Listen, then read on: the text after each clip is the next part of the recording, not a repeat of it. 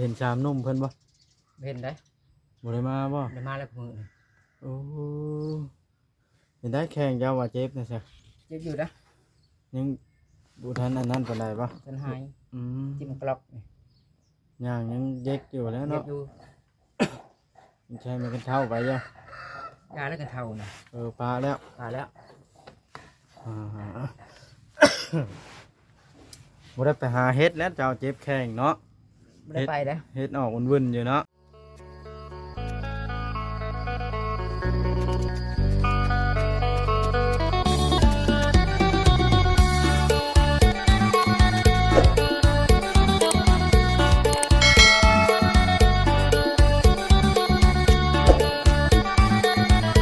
เปิดภาพขึ้นกันมาให้กันตีพี่น้องว่ะโอ้เพื่อนหนุ่มรันก็ได้เอิบโอ้ใช่มันไปบุกเพื่อนหนุ่มรันนั่นเลยเอามาหาตีแล้วบุยูก็ไม่รับไปดำหน้ารับจ้างพี่น้องเลยอยู่แต่แม่ตู้ท้าผู้เดียวพอดีว่ามาเจอมาพบพ่อกับอันหนุ่มเลิงสบายดีสบายดีโตเฮือนเจ้าบ่หลังนี่เพื่อนเพื่อนโอ้ขึ้นนั่งได้บ่ได้ไปขึ้นนั่งอยู่เทิงนะมันจังบ่ได้อยู่กับล่างเลยบ่ลงบ่ลงนกคำแล้วค่อยก็ขึ้นได้บ่เนี่ยขึ้นได้ถ้ามันลงกับเจ็บน้ำกันนี่แหละเนาะนั่งอยู่แต่เก้าค่อยก็เคยขึ้นอยู่เฮือนหลังนะเคยตอนมาเฮ็ดมุงหลังคาอันแม่ตุตีนี่พวกย้อนแสงอะไรนี่มันบ่เห็นนี่ปิ่นเข้าทางเฮือนพี่จังสิเห็นหั่นเด้มันบ่ย้อนแสงปิ่นออกพี่มันแบบว่ามันแจ้งนะนักมันยังอ่ะนะชอบนะจะชอบงิ้วบ่ชอบนิ้วนั่งเลยเจ้าก็ชอบงิ้วนะให้มันจังนุ่มเนาะเป็นไรมานี่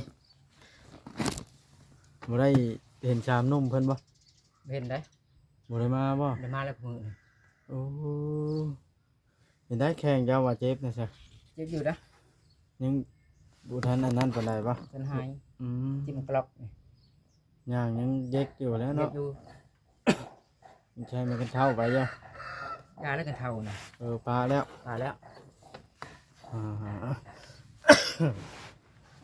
บ่ได้ไปหาเฮ็ดแล้วเจ้าเจ็บแข้งเนาะไม่ได้ไปนะเฮ็ดออกวุ่นๆอยู่เนาะโดยเป็นชาวนมมันไปหาเฮ็ดนะก็สิว่านี่นุ่มรัดนะแม่นได้บ่เพิ่นได้เพราะแกงเพิ่นว่าเฮ็ดคนทางแม่นเป็นงอกออกนะเป็นงอกงอกเฮ็ดเพิ่งเพิ่นมาหาบ่โดยมีบ่คนขายแถวบ้านนี่เนาะเขาทั้งหลายเขาการกลางคืนได้เขาการเอาเบิดแล้วการหมดแล้วพวกไปหาตอนเช้านี่บ่ทันโดยเป็นไรซะทางครอบครัวทางแม่เพิ่นดำนาแล้วว่าถามแม่เพิ่นแม่เจ้านี่นะยังบ่ทันพากันดำกะหาชั้นนี่แหละกะทันเหยาพากันเพิ่นไปฮุบไปนอนหน้าน่ะฮุบไปนอนซื่อๆเนาะของเรานี่โดยเขากะโอ้พี่น้องเอ้ยพอลูกแพทย์ก็เว้าดิเพิ่นกำลังสัมภาษณ์หนุ่มรันอยู่เพื่อนหนุ่มรันโอ้ยหน้าประตูหูบก้าเขาในย่านเขาแท้เนาะโดย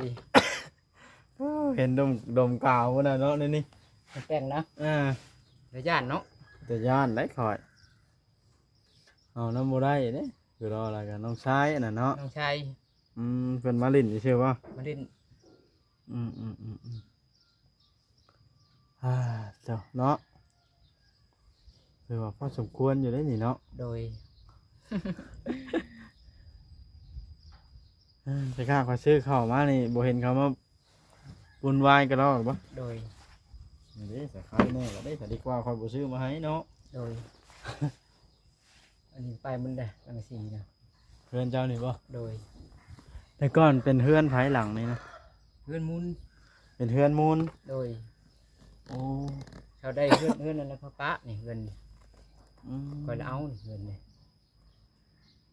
ก็มีผ้ามีหยังเขาก็สินอนแล้วนี่เป็นมุงรังสีนอนบ่ได้ฝนตกฝนสะ อ๋อโอ้สร้างเป็นอลีเนาะ โดย ก็บ่ง่ายปานใดเด้อเฮ็ดหยังก็ได้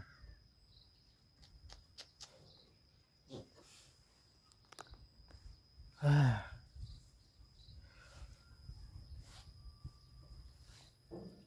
เมื่อยก่อยก็ได้หาก็ขึ้นจากกันลูกก้าแล้วแล่นมา ดำนาแล้ว เริ่มดำแล้ว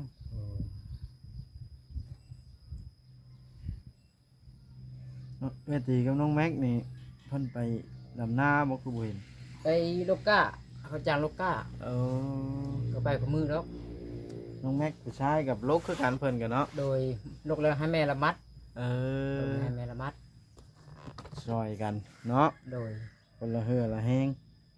แต่ยังดีกว่าบัวไปเนาะ โดย อืมอืมอืมอืม สร้างในรถน่ะประห่มบ่ เสื้อ เสื้อ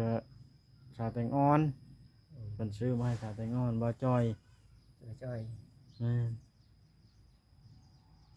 อืม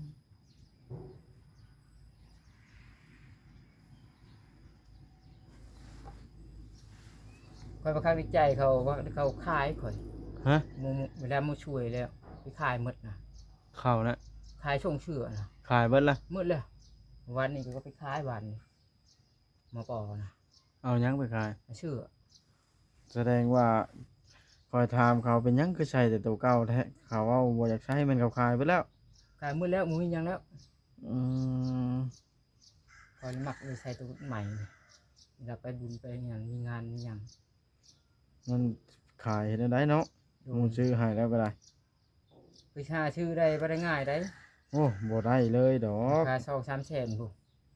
ตัวหนึ่งเนาะ ส่งเชื่อนะโดย อืมเพิ่นบัดเข้าค่อยๆหาบ่เห็นแล้วในเฮือนหาถามผู้อ้ายว่า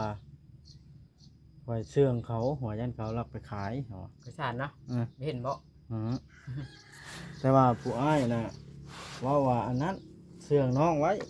แต่ว่าในมันเพิ่นแปลนค่อยเลาะซอกหาในที่ใดก็คือบ่มี ขายหมดแล้ว เพราะยันน้องลอยเอาไปขายเพิ่นน่ะ ขายหมดแล้ว เนาะ โดย แล้วเราบ่จักผู้อ้ายน่ะเนาะ บุขายเขาอยู่ไว้ใช้เนาะ เนาะเพิ่นบ่ได้มีหยัง ยาแล้วเขาบ่อยากเนาะ วันค้าหยังสิบ่อยากก็บ่อยากมันมากินน้ำเอ้ยตี โอ้ยนี่ก็นึ่งไว้แล้วก็พอกระปัดนี่ก็พอแล้ว มันน่ะเช้านี้เขามาแกงเฮ็ดอยู่นี่บ่เขาเอาหม้อมาเขาอ่ะ นุ่มรัดนะ เออ ค่อยพากมาแต่นาน ตรงนี้อันอยู่เพื่อนเพิ่นบ่มีพื้นหมอนะ โอ้โหมีแล้วพื้นมาหาเนาะที่ใดเนาะ จำนี้ก็แบกมากว่า จำสิดังหนึ่งข้าว ดัง กันว่าจากอันนั้นติ โดยอันนี้ว่าวิคานก็จะได้ อืมเราบ่เฮ็ดหยังเนาะ โดย ค้าคือกันเด้อันนั้นก็ได้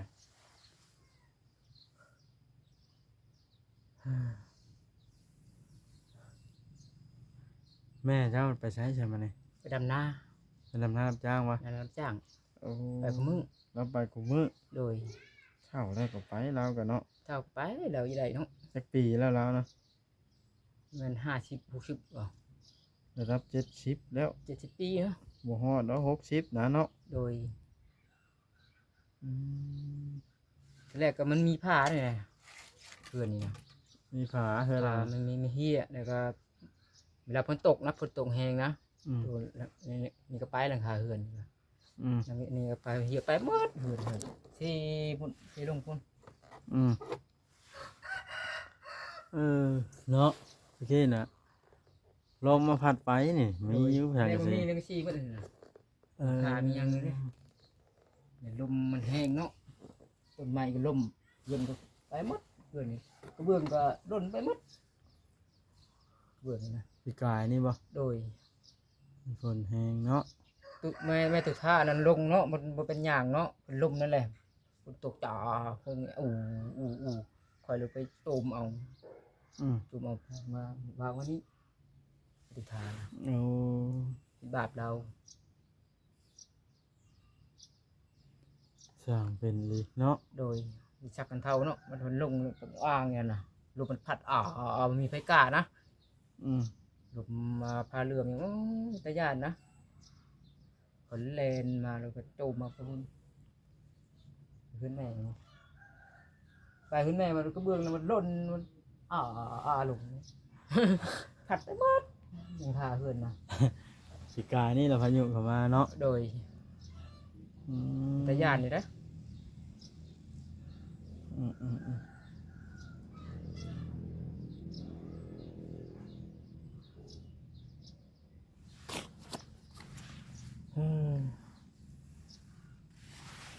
น้องเขาก็มีมาสร้างนมอยู่นี่นะ นี่น้องนั่นนะ อืม ผู้เดียวนั่นนะ น้องสามนมมันได้ น้อง คนยิงไง ผู้ยิงเอาผัวแล้วไอ้ลูกสองคนนั่นนะ มันมาอยู่น้ำผัวบ่หรืออยู่เฮือนมูลนะ อยู่เพื่อนพวกเพื่อน หลังได้หลังสูงๆนี่ป่ะ นั่งสูงดิมีเงินน้อยนะมีรถไถรถจักรนะ อันนี้แหละเนาะ โดย ที่ว่ามีกับปุ้ยสีผ้านี่ป่ะ โดย โอ้โดยแต่ว่าเขาก็ไม่ได้สนใจน้ำอ้ายเขา เขาจะสนใจนะบอกผู้พังนะ เป็นน้องหมูบ่น้องหมดแป้งอีกบ่ น้องหนุ่มรัด น้องนุ่มรัน น้องเท่เลย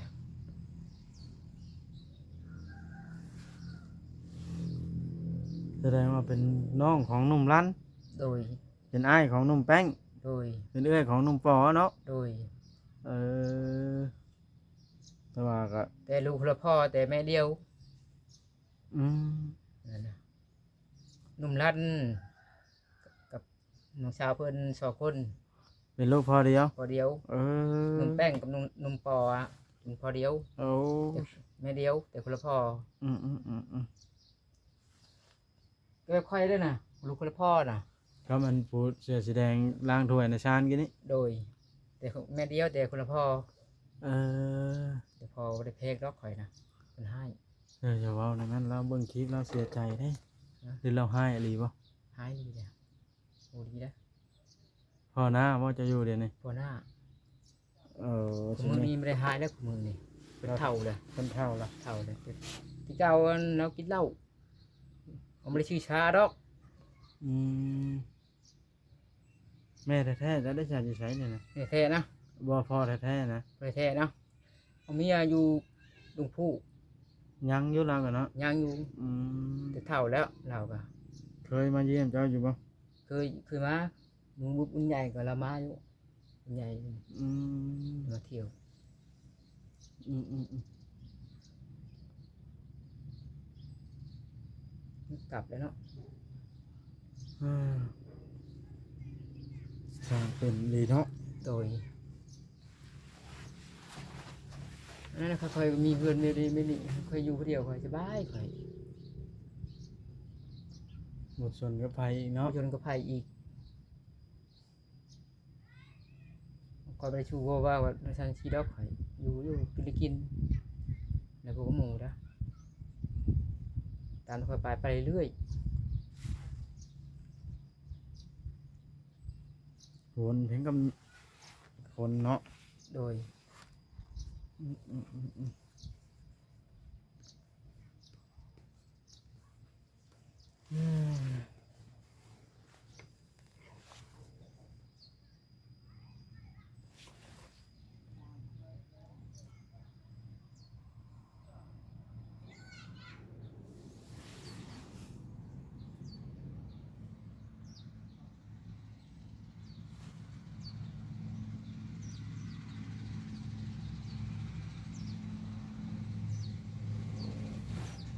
ก็บ่เห็นคนอยู่จะเถื่อเฮือนหลังนี่นะ เรื่องนี้นะ อ่ะ อันนี้ของเขาอยู่เพื่อนแม่เราเด้ โอ้เพิ่นบ่ได้มาอยู่เฉย โดยแล้วป้าเมียแหละ ๆ แรกครับเมียเรานะนะครับ โดย ต่อเนาะ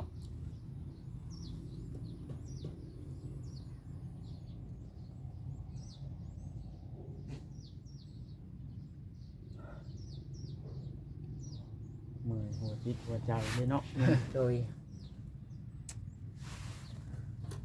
คันเจ้าบ่เจ็บแข้งเจ็บขานี่เจ้าก็ไปดำนารับจ้างอยู่บ่ ไปข่อยนะนี่มันไปไม่ได้มันลงที่ตุ่มแล้วมันเจ็บ มันคัด มันไม่แบบมันมาเข้าบวบเลยนะกรอกมา เป็นเฮิงเติบละเจ้าก็เนาะ โดย2-3 ทิศแล้ว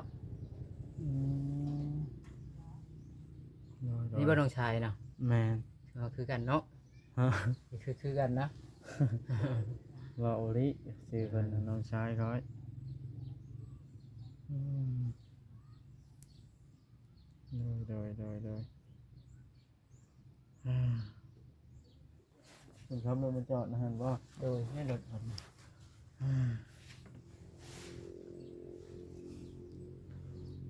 คือเจ้าอยู่เผาเฮือนเจ้าเนาะ โดย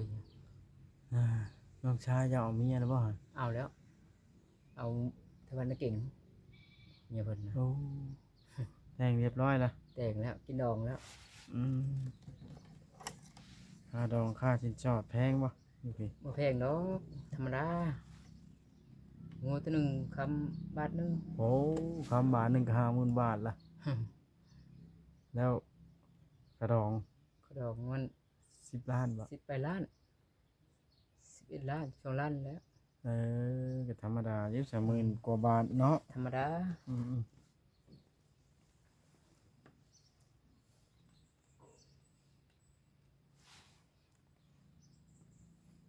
แต่ว่าคันสำหรับบ่มีเงินในทงแล้วนี่ถือว่า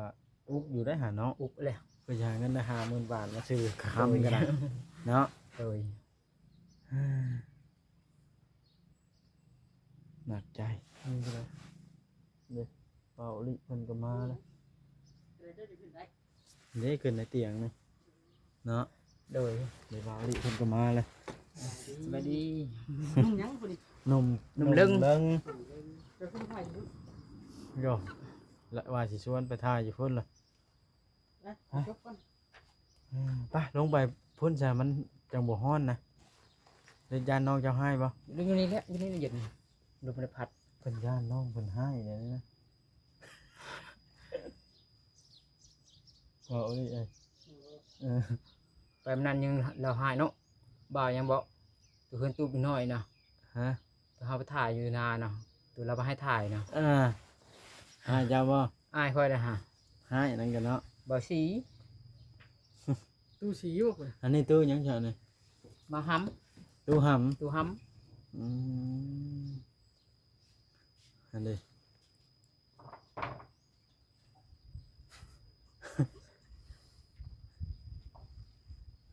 ำมีแต่คนหล่อเนาะ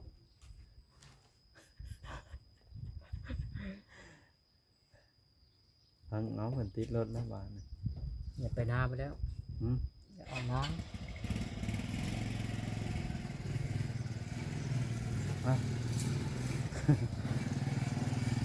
เพิ่นมีรถขี่ผู้นี้เนาะ ำโดย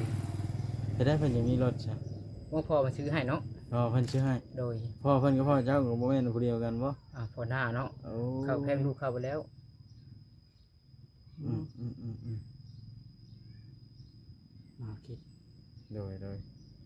มีไผอยู่บ้านนี่ในเฮือนนี่ มือไฟนะ บ่มีแล้วลงพุ่นน้ำจังบ่ฮ้อนเข้าไปนะเฮ้ยมันฮ้อนเอ้าสังกะสีอยู่นี่ เนาะเบาดิมันเป็นเฮือนลาวเราอยากอยู่เบาดิเอ้ยหลังนี้นะหนุ่มเลิงนะเป็นเฮือนพ่อเฮือนแม่เราเอานะนี่เฮือนแม่ตุท้านี่พอลูกแพทย์ไปทางใดล่ะบ่จ้อย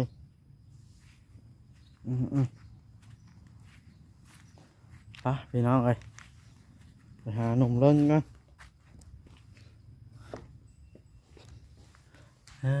ก็เด็กผู้ชาติล่ะว่างนอนบ่น่ะหรือว่าใดเตียงนะ บนพ่อนอน เออ ได้เห็ดนะ ฮะ เห็ดนี่เราออกนะ เฮ็ดไผไปหาแท้นี่ มาห้ำมาไป ได้ซ้ำนี้ บ่หาเฮาหนุ่มปอหนุ่มแป้งพี่น้องเอ้ยนั่นเด้เพิ่นมีทานดังอยู่พี่เนาะบ่คือหนุ่มปอเนาะ โดย เพิ่นหนุ่มปอเนี่ยบ่มีเนาะอ้าวนางเช้าเมื่อยก่อนเนาะเว้าเลยจังท้ายเนาะเช้าเมื่อยจังหน่อยก่อนเนาะ โดยนุ่มเลิ่มกว่านี้เนาะ หนุ่มเลิงเฮือนกับฮ้อนบ่ทราบ โอ้นุ่มเลิ่มจะชื่อเลย ความทุกข์ยากเนาะหนุ่มเลิงอ้าตะกระโตกหนุ่มมันนั่นอย่าง นี่ นี้ ยังกินเนี่ยนุ่มห หนุ่มหาม ำกินบะเมียนเลยเนาะ กินบ่เมียน